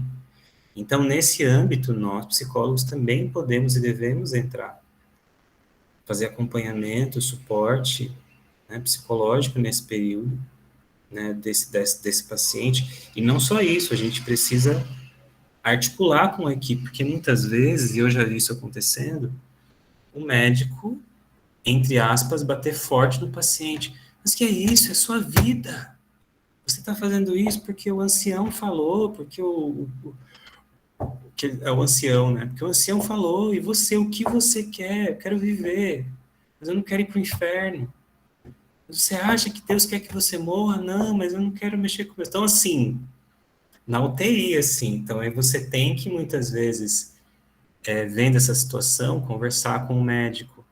Olha, a gente precisa seguir um outro caminho, tem que ir pelas beiradas, né? Dar escuta para o paciente para que ele possa também falar sobre isso e possa ter insights e lidar com essas angústias, percebe? Então, saber a religião do paciente também é um dado importante para a gente poder antecipar algumas coisas que podem acontecer. Faltam outras aqui, como Islã, né? Como judeu, coisa difícil de lidar, quando o judeu morre no sábado. Judeu ortodoxo que morre no sábado. É zica. É zica. É zica porque, por vários motivos, porque existe toda uma forma de lidar com o corpo da pessoa morta. Então, não pode ter energia elétrica. Como é que você tira energia elétrica de um hospital? Aí você não pode mexer no corpo, o corpo tem que estar com os pés virados para a porta, e aí você tem que cobrir a cabeça, mas não pode, determinada parte estar coberta, os pés têm que estar descobertos, e ninguém da família vai poder tocar no corpo no sábado, só que você precisa desocupar o leito, e aí você não pode fazer o que geralmente se faz, que é o tamponamento. Então, tem que ser feito um processo em cera, um tamponamento via cera, aí você tem que entrar em contato com um rabino da comunidade judaica que é específico para fazer isso. Então, muita coisa, é complicado. Então, é importante saber também a religião. inclusive para outras finalidades, quando, por exemplo, você pensa assim, poxa, tem lá o capelão que é da Igreja Católica e tem um paciente que é católico, maravilha. Então, você vê o capelão, você já sabe que o paciente é católico, e você pode falar, olha, tem aqui o capelão católico, o senhor quer receber visitas? Tranquilo. Então, poxa, por quê? Porque você está usando de um conceito de saúde, de novo, aí, promoção, prevenção da saúde, que a saúde é um estado de bem-estar biopsicossocial e espiritual. Ou seja, o sistema de crenças e valores do meu paciente também vão ser um processo de fortalecer esse período de enfermidade e de internação. Agora, se eu tenho lá um evangélico neopentecostal e aí eu tenho um capelão católico, pode ser que o evangélico não queira receber visita do capelão católico. Pode ser que sim, pode ser que não. Mas é importante que a gente saiba. O psicólogo precisa articular tudo isso? Não, mas é importante que na nossa triagem, na nossa avaliação, essas informações estejam presentes, porque elas não vão estar necessariamente na do médico, da enfermeira, do fisioterapeuta, do terapeuta ocupacional, da fonoaudióloga, entendem? Isso vai aparecer aonde? Na nossa triagem. Tudo bem até aqui? Continuando aqui, indo um pouquinho mais rápido, então tem aqui a internação diagnóstico, limitações, tem alguma patologia limitante, por exemplo, se é uma pessoa que, isso é bem importante, até pensando em pessoas com deficiência, né? Então, se a pessoa tem deficiência auditiva, visual, motora, fala ou qualquer outra, por quê? Porque isso também afeta a comunicação do médico com o paciente, ou seja, se o paciente tem uma deficiência auditiva e o médico não fala Libras, então vai ter que se providenciar isso para que o médico tenha uma linguagem fluente, uma fala fluente com o paciente, e o paciente entenda tudo que o médico está falando. Entendem? Para preservar a autonomia bioética que o paciente tem sobre o seu próprio corpo. Tudo bem? Tudo isso afeta aspectos de subjetividade. Aí, quem que é o acompanhante? Porque sempre tem uma pessoa responsável, a gente precisa dar suporte psicológico em potencial para essa pessoa, porque, em geral, essa pessoa também vai padecer de reações de ajustamento, ou seja, vai sofrer um estresse aí devido à internação. E aí os aspectos emocionais e cognitivos que eles sugerem, né? Então, alterações no nível de consciência, choro frequente, queixa-se de tristeza, solidão, transtorno emocional evidente, pensamento organizado, linguagem coerente, linguagem fluente, atenção preservada, orientação auto- e alopsíquica preservada. Auto- e alopsíquica significa atenção sobre si, o auto, né, por óbvio, e a alopsíquica é sobre o ambiente, sobre os outros. Então, se a tua atenção está preservada, às vezes, sobre o ambiente, mas não está sobre você, então, às vezes, você vai olhar ali e a pessoa está com sangramento no braço, porque o catéter soltou e ela não está nem percebendo. Então, a gente consegue só observando e conversando um pouco com o paciente, se for possível, né? A gente consegue entender isso. Memória preservada. Pode repetir, Adriano, por favor? Psíquica é a orientação sobre si, auto. E a orientação alopsíquica é sobre os ambientes, sobre tudo que não é você. Então, sobre o acompanhante, sobre a equipe, sobre a sala onde você está. Então, se a pessoa não sabe onde está, não sabe como chegou, quem são essas pessoas de branco, é muito provável que a sua orientação ela possa ter um estado de consciência alterado e possa também ter uma orientação alopsíquica sobre tudo que não é ela sabe quem é ela sabe que ela é a Dona Maria da Luz, mas o resto ela não sabe mais nada, está desorientada sobre todas as outras coisas. Isso pode acontecer com um paciente que deu entrada pela UTI, pela pronto-socorro. Ele não sabe como ele chegou lá. Então, isso pode acontecer. Às vezes, a memória está afetada porque acabou de sair de um período de inconsciência durante algumas horas. Então, pode acontecer essa desorientação também. Obrigada. Imagina. Expressão de afeto condizente, adequação do sono e se há algum abuso de drogas, álcool ou outros. Resistência ao cuidado ou tratamento e adaptação à internação são critérios bem importantes também, que eu acho que tem aqui nesse protocolo, que ele vai pelo caminho de dizer como é que está a dinâmica desse paciente com a equipe. Às vezes você, psicóloga hospitalar, é chamada porque já teve treta na internação, às vezes não é do paciente, às vezes é da família, e isso atrapalha toda a internação, porque às vezes a família, de alguma forma, brigou com a equipe de saúde por uma questão de tensão, de estresse, de nervosismo. A equipe de saúde, na tensão de dar suporte ao paciente, também não fez uma boa gerência do conflito, às vezes foi num horário que o psicólogo não estava lá, que a psicóloga não estava lá. E aí, isso precisa ser compreendido. Porque se isso não for compreendido, a gente passa a ter um probleminha.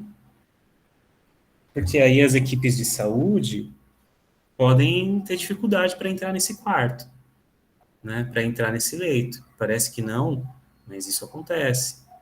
E aí, isso às vezes afeta a vida do paciente durante a internação. Então, a gente precisa também saber dessa informação, porque muitas vezes é onde a gente vai articular com a nossa equipe. Vai falar com o médico precisa chamar a responsabilidade, não só para o paciente, mas às vezes a enfermeira ou o enfermeiro responsável pela equipe precisa também chamar a equipe dessa responsabilidade. Falar, olha, independente do que aconteceu, a gente precisa ser profissional. Entendem? Então, não é que nós, psicólogos, vamos ser meio que um chefe, não um observador. A gente tem que observar, mas pensem, é um conjunto de coisas que sempre vai afetar a subjetividade do nosso paciente. Se nós, psicólogos e psicólogas, não olharmos, quem é que vai olhar? Entende? Então, a gente precisa fazer isso. Procedimento adotado, se o paciente vai ser avaliado, se você finaliza o processo de triagem ou se dá outra condução. E aí, aqui tem a questão do protocolo, se vai utilizar os instrumentos que são as escalas de Beck, que a gente sabe que o Aaron Beck tem lá as escalas de depressão, de estresse, de ansiedade, que são escalas que podem ser usadas dentro do ambiente hospitalar, que não é um instrumento, a maioria dessas escalas não são instrumentos de uso exclusivo da psicóloga, do psicólogo, então eles podem ser utilizados, às vezes, por um psiquiatra, mas quem geralmente usa somos nós mesmos. E o Mini-Mental, que pode ser aplicado pelo psiquiatra, ou nós também podemos utilizar. Vai ser necessário em todos os casos? Não, exceto se a gente tiver uma suspeita de um quadro de depressão, ou do Mini-Mental de um caso de um paciente, por exemplo, que possa estar no início de um processo de demência, que teve um AVC, e aí eu preciso saber exatamente como tá os aspectos psíquicos e cognitivos desse paciente. Então, aí, nesses casos, eu vou utilizar esses testes. Por que é importante deixar tudo registrado? Para que toda a equipe saiba o que eu estou fazendo, inclusive para que outras pessoas também saibam como é que isso vai acontecer, caso, por exemplo, eu não esteja presente. Então, digamos que eu entre de férias, e aí tem outro psicólogo, outra psicóloga que vai cobrir as minhas férias. O paciente não vai poder ficar deixado de lado, alguém vai ter que fazer. Por isso é importante o registro, tá? Aí a gente vai seguir aqui para o slide a parte da avaliação psicológica. Vocês veem aqui que preserva, né, o mesmo cabeçalho, e aí ele vai direto para aspectos cognitivos, né? Então, integridade sensorial, se ela está preservada, se sim ou se não, qual déficit? Visual, auditivo ou outro? Ou seja, o paciente está vendo com a mesma acuidade que ele via antes, ele perdeu a audição depois do incidente que levou à internação, o equilíbrio, o tato, o olfato. Isso aconteceu muito com a Covid, né? Pacientes que tiveram o olfato afetado pela Covid, por exemplo. Então, são informações que são importantes da gente registrar, porque elas vão também ajudar a outra equipe, tá? As outras equipes. Percepção, se normal, com déficit, se tem algo de alucinação ou ilusão, ou seja, se tem algum tipo de imagem não compartilhada, fantasiosa, ou que ela é percebida só pelo paciente. Atenção, se ela está normal, se tem um déficit, se está dispersa, instável. A proxeria aqui eu tive que procurar no dicionário.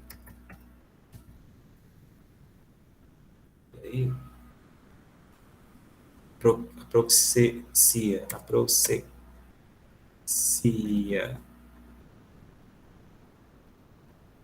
É diminuição da memória, falta de atenção, né? É um prejuízo intelectual. Memória normal, se ela tem algum déficit, né? Amnésia retrógrada, amnésia anterógrada e amnésia psicogênica. Também são modalidades aqui diferentes, que eu já deixei no grau para falar para vocês.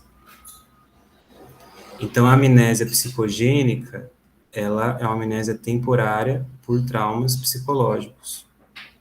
Ou seja, pode ser pela própria internação, pode ser por um acidente, alguma situação traumática, mas ela tem psicogênica, a sua origem é psicológica. Quando a gente fala de anterógrada, a gente está falando da dificuldade de lembrar de fatos recentes. E a retrógrada são lembranças, memórias mais antigas antes da situação que levou à internação. Então, exemplo de memória retrógrada afetada. Eu lembro que eu atendi um paciente com um diagnóstico de demência, e aí o médico te virou para ele e falou assim, sei lá, seu José, eu conversei com a sua filha, e a filha estava no quarto. Ele olhou e falou assim, filha? Que filha? Aí o médico deu risada e falou assim, a sua filha, seu José. Ele, tá, verdade, filha. Mas não convenceu muito, porque a memória retrógrada dele estava afetada. A memória anterógrada tem a ver com os fatos recentes. Então, assim, quando a pessoa, você foi no dia anterior falar com o teu paciente, ele não lembra de você, ou você foi a 1 hora antes, ele não lembra de você, não lembra que você foi, a memória dele está afetada. Significa, então, que se alguém que faz parte da equipe de saúde foi até lá e conversou com ele, pode ter certeza que ele esqueceu. Então, você precisa registrar isso. A equipe precisa saber disso. Tá? Ideação, pensamento, se normal, lento, rápido, confuso, desorganizado, incoerente, né? Paranoide, então, persecutório, depreciativo. Juízo da realidade, bastante importante esse aspecto. Normal, delirante, obsessivo. Consciência normal. Essa palavra aqui é boa, hein? Obnubilação. A palavra para você colocar o nome do seu cachorrinho. Obnubilação, vem cá. Tem a ver com escurecimento, né? Que é muito parecido com o torpor, né? Delírio, orientação, confusão psíquica, confusão alopsíquica, ou seja, com o outro, confusão de espaço-tempo, se a linguagem está normal, se tem um déficit de compreensão, déficit na produção de linguagem, lenta, rápida, mutismo, ecolalia, né, quando você começa a repetir o que a pessoa está dizendo, né, uma para-resposta. Então, são formas de falar que não chegam a ser uma linguagem. Às vezes são não falar, ou falar de forma meio que um eco. Você vai falando, a pessoa fala assim, bom dia, como vai ser? Como vai ser? Né? Então, isso, a linguagem da pessoa não está normal. Então, isso precisa ser dito numa avaliação, as observações, e Por aí... exemplo, Alô? oi. Fala, Juliana. Então, esse ecolaria, eu lembrei das crianças que a gente atende lá na clínica. Às vezes a criança ouve alguma coisa na televisão ou em algum vídeo, por exemplo, uma música que tem bom dia. E aí ela começa a repetir no caminho, bom dia, bom dia, né? Ou às vezes, por exemplo, você fala bom dia para ela e ela fica bom dia, bom dia, bom dia, né? Isso, exatamente. E às vezes um paciente pode ter, um paciente idoso, ou um paciente mais jovem pode ter, devido a algum tipo de trauma, ou algum tipo de adoecimento mesmo, o mesmo caráter de linguagem, pode ter um neologismo, ou seja, a invenção de novas palavras. Então, é importante que a gente observe com cuidado. E isso, gente, você não precisa pegar isso aqui, né, Cláudio, e ficar preenchendo.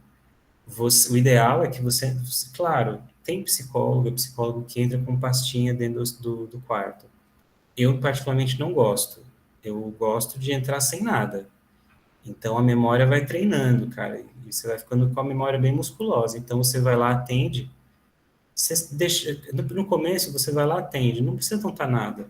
Aí você vai lembrando do caso, o que foi mesmo? Ah, teve essa parte. Aí você vai e preenche o teu formulário fora. Com o tempo, você vai atender 10, 15 pessoas e você vai lembrar de todos. E vai saber diferenciar. Mas isso é treino. É treino, treino, é treino. Tudo é treino. Nesse caso, tudo é treino. E aí, por final, a questão afetiva. Volição normal, abulia, atos impulsivos, compulsivos, afeto normal, embotado, apatia, alegria, tristeza, irritabilidade, afeto pueril, ou seja, uma coisa meio infantilizada, estado de humor normal, depressivo, mania, né, como oposto, né, labilidade emocional, essa mudança que pode se tornar também algo instável. Aí os outros, né, se tem um quadro de ansiedade, insegurança, medo, culpa, raiva, luto, desânimo, desesperança, e a psicomotricidade, assim, normal, lentificada, agitação, estereotipias, ecopraxia tem a ver também com essa repetição, né, economia e estupor, e aí as observações, e aí finaliza. E aí, antes, claro, tem essa outra parte aqui da avaliação, que aí eu vou interromper aqui por conta da nosso horário, né, para não superar muito 2 horas, mas é importante também avaliar os aspectos interrelacionais, porque uma hora o paciente precisa voltar para casa, ou mesmo que ele não volte, ele precisa de suporte, de família, ele precisa ter para onde voltar depois da internação. Então, como é que estão esses relacionamentos? São estáveis, instáveis, satisfatórios, insatisfatórios? Existe um retraimento afetivo? Se relaciona bem com a equipe ou não? Existe alguma dificuldade? Né? Aí depois os processos referentes à hospitalização, como é que ele tem lidado com relação ao diagnóstico, aos cuidados prestados pela equipe, perspectivas futuras, né? Principalmente quando a gente fala de desdobramentos que a internação pode ter. Será que esse paciente está lidando bem? Ou será que ele está elaborando um luto de uma possível perda? Então, assim, pode parecer meio frio, porque o papel mas não quer dizer que você, como psicóloga, ao preencher essas informações que precisam ser objetivas por conta da equipe, deve ser frio. Eu acredito que não tem intervenção no hospital que ela, mesmo que, que não seja uma avaliação interventiva. Conforme você avalia, o efeito da tua intervenção já é terapêutico pela própria escuta que você oferece, pelo teu olhar diferenciado. Nesse aqui, elas colocam da questão do abuso de drogas, não necessariamente você precisa ter isso, porque depende do perfil de hospital no qual você trabalha. E depois, essa informação eu acho bastante importante aqui. Outras informações sobre o paciente, né? Se ele desenha, pinta, se gosta de música, de vídeos, quais são os não hobbies, né? Hobbies, né? Se tem alguma atividade que ele quer participar durante a internação, se o hospital oferece, como é que está o relacionamento familiar, a questão do estresse, acho que precisaria, talvez, dependendo do caso, usar, assim, uma escala ou algum procedimento, assim, um pouco mais acurado, mas aqui tem também sua validade.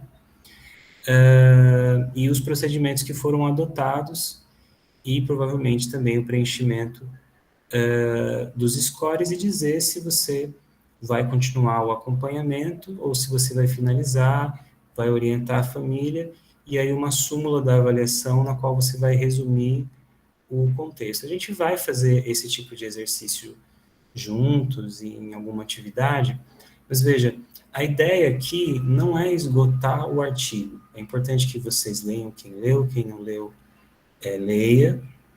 A semana que vem, aí sim eu quero começar pela discussão do estudo de caso, porque agora a gente já fez um percurso que dá, então vocês já sabem, já têm conhecimento sobre uma proposta de avaliação, já conseguem talvez se sentir um pouco mais instrumentalizados para pensar o caso, para dividir o que é saúde mental, o que é saúde, o que é psicologia da saúde, o que é psicologia hospitalar, já entendem um pouco o contexto do hospital nas suas problemáticas, da sua origem, e podem reviver também, revisitar as suas experiências pessoais, né, familiares, e dar outros significados, né.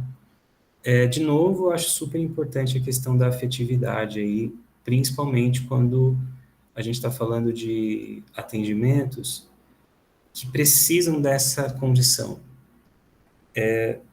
Como a gente falou, na área da saúde, infelizmente, por incrível que pareça, a gente é muito desumanizado. É muito fácil a gente tratar o paciente como objeto, porque pode ser manipulado, né? Em todos os sentidos. Manipulado não no sentido de persuadido, mas manipulado no sentido de pegar mesmo, de manipular, assim como eu manipulo um objeto, sabe? Dá banho, troca, qual a injeção, toma medicamento, vai ter que fazer a amputação da sua perna, seu João. Então, né, problema, vai ter que entrar para cirurgia, tal. E o paciente vai perdendo essa capacidade de, inclusive, se admirar com as coisas e dizer, não vai fazer isso, entende? E nós, psicólogos, temos uma função importante, que é preservar a subjetividade, não que nós somos guardiões disso, né? Nós somos os guardiões da subjetividade do paciente, não. Mas se nós somos psicólogas e psicólogos e se viermos atuar no hospital, é importante que a gente saiba que, cara, a gente precisa carregar essa responsabilidade e fazer as articulações para que o ambiente hospitalar seja um ambiente muito mais acolhedor e menos frio, né, para esse paciente. Tá bom? Perguntas, objeções, disclaimers? Adriano, uma pergunta, Xingamentos. mas tem nada a ver com o texto, não. É sobre o fórum que você abriu hoje. Tá. A pergunta é referente ao estudo de caso. É o que você passou É o mesmo. anteriormente? É o mesmo. É o mesmo? E vai até quando para a gente responder? Até domingo, às 23h59, porque às 11h ok. já é segunda.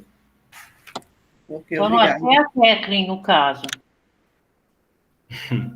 A Kathleen foi um bônus, que eu achei que o caso estava muito simples, né? E, de fato, tinha uma Kathleen mesmo, então eu preferi inseri-la de verdade. Não ia colocar, mas tem que colocar, ela existiu. Quem mais? Mais alguma pergunta, objeção? De boas. Tá dando para acompanhar, galerinha? Os assuntos, tá fazendo sentido, tá tá colando aí, depois eles ficam quietinhos, participam um pouquinho, e aí eu fico meio que sem saber se a gente tá indo bem. Eu entendi super, Pro, acho que tem tudo a ver. Beleza. Beleza, gente. Não que eu queira confete, não, só quero saber, porque depois eu descobri na hora lá das atividades que ninguém entendeu nada, é muito frustrante para o professor. Eu acho que os exemplos que você vai dando são bons pra gente ir pensando. Eu vi que a Cláudia assustou, né? Pô, vou amputar só a perninha. Assim. Mas muitas vezes a gente, no hospital geral, a gente é chamado, viu, Cláudia, para, tipo, ó, vai ter que fazer a amputação do paciente e precisa fazer uma avaliação psicológica. Por quê? Porque é uma decisão, uma baita de uma decisão. Se ele decide pela amputação, ele passa por um luto, por uma perda de uma parte de si. Se ele não decide pela amputação, muitas vezes ele está decidindo que ele vai conviver com a perna, mesmo que isso leve ao óbito e a mais sofrimento. Então, a gente precisa ter certeza que os aspectos afetivos e cognitivos dele estão preservados antes dele tomar essa decisão, entende? Então, a gente é participado em todos os sentidos, assim, e essa participação vai aumentando conforme as pessoas vão sabendo que tem psicólogo na parada, entendeu? Eu sou um tipo de psicólogo hospitalar que eu nunca quis ser psicólogo hospitalar, mas quando surgiu a oportunidade, eu vou, porque fez sentido para mim na época. Eu fiquei 5 anos, um pouquinho atuando assim, e é um tipo de experiência que eu não abriria mão. Se eu tivesse que falar assim, ó, abre mão de alguma experiência tua, eu não abriria mão dessa. O senhor fez especialização na área, Pro? Não, eu sou desses que virei depois da trajetória, né? Então, eu me tornei psicólogo hospitalar pela trajetória, não pela especialização. Que é um caminho também, mas é meio que depende também de alguns elementos, né, para isso acontecer. O ideal mesmo é que você faça a especialização. Mas no meu caso, nem que eu quisesse, eu estava quase defendendo o mestrado na época, se eu fizesse essa especialização, eu não tinha casado. Aí, estava lascado na vida. Então, eu prefiro ficar sem especialização. Exatamente, Rosângela. Aí sim, hein, professor? Aí sim, hein, professor? Prefere ficar sem a especialização. Tem que ser, né, Mila? É, claro, né? O plano das garotas aqui é ficar solteiro uns 15 anos pra frente, viu, professor? Não tem quem quebra esse coração. Mas é que é o seguinte, é que eu casei na mesma época que eu estava defendendo o mestrado, então foi uma coisa bem intensa para mim. E aí, se eu fosse arranjar mais uma especialização para minha cabeça, eu estava lascado. Que fofo, parabéns, professor. Então, é questão de sobrevivência, na verdade, né? Só por isso mesmo. Vontade de estudar não falta, né? Mas hoje nem, para mim, não faz muito sentido. Só se eu fosse voltar a atuar na área hospitalar. Nesse momento, eu estou mais nessa pegada de compartilhar, de usar esse conhecimento a favor de outras coisas, mas não é uma coisa que eu estou afim de fazer agora, entende? Mas a gente sempre dá uma olhadinha na proposta, né? Se for boa, a gente pensa. Mas não está no meu radar no momento, não. Meninas, meninos, bom descanso para vocês, boa semana. Participem do fórum, não deixem de participar, porque vale 5 pontos. 5 pontos, às vezes, vai salvar alguém aí no juízo final lá das avaliações finais, tá? Ô, Pro, Sim. Eu já postei da manhã, eu preciso postar de novo não, né? Já fica certo pelo da manhã. Porque eu já postei no fórum. Manda um e-mail para mim com o print. Mando. Porque eu não consigo ter acesso à turma da manhã, entendeu? Porque quem dá aula, se fosse o mesmo professor, né? Aí não teria problema. Mas como é a professora Cláudia, então eu teria que pedir para ela, manda um print para mim. Eu tenho o trabalho salvo no computador, eu te mando no print o trabalho e o print da postagem. Só para ver, só para ter o registro. É de boa. Beleza. Fechou, Pro. Valeu. Fechou. Valeu, gente. Boa noite, gente. Beijo. Boa noite. Obrigada, Pro. Valeu. Tchau. Tchau, tchau.